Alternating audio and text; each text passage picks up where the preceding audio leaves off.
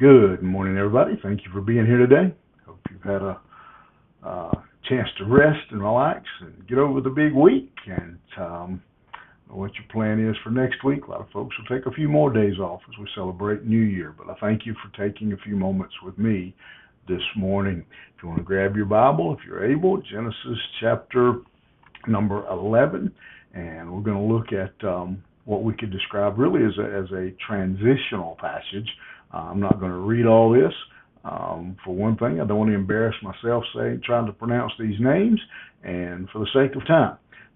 But this is this is one of those spaces.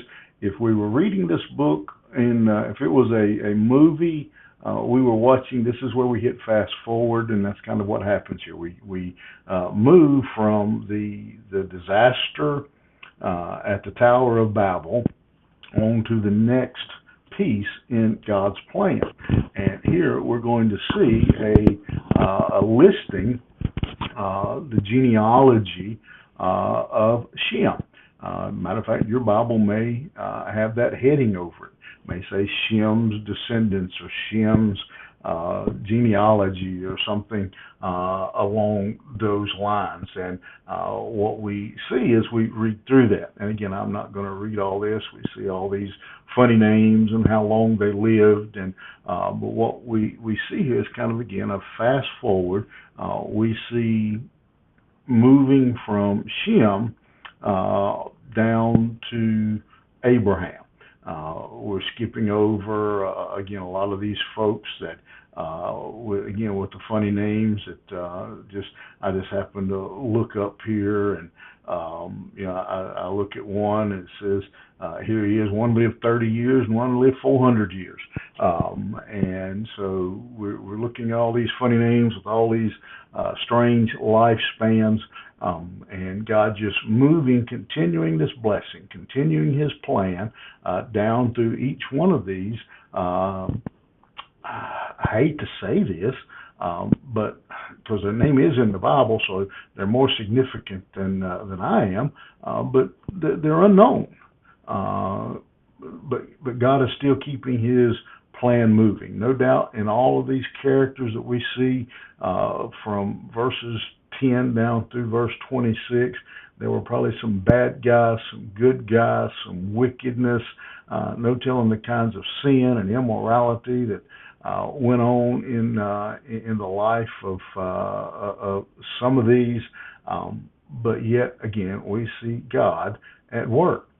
And as we come to the end of this passage, we start seeing kind of a shift. It starts to slow down just a little bit, and we finally get down and we get to a man named Terah, Abraham's father, and he's moving from Ur to the land of Canaan. But we have that story. But again, the thing to me, and I mentioned this sometime back, as we were finishing up the book of Ruth, about genealogies.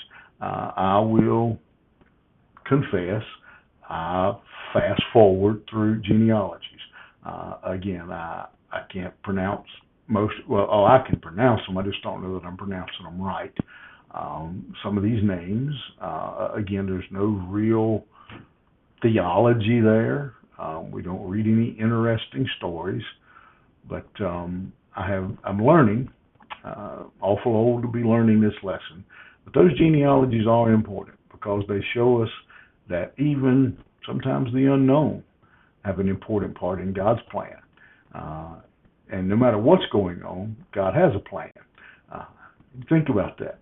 Again, you can take in a few moments and read through all these names and how long they lived. And as you read them, you remember that with each one of these men, each one of these people, God had a plan. He kept His plan moving. And even though some of these folks, basically all of these folks, are unknown, and some of them may have been what you and I would consider unworthy, but God used them to accomplish His plan. Can you submit to that? Will you be willing to say, I want to be used of God, even if nobody knows my name? I'll be used of God. Think about it. Have a good weekend. We'll see you here Monday morning.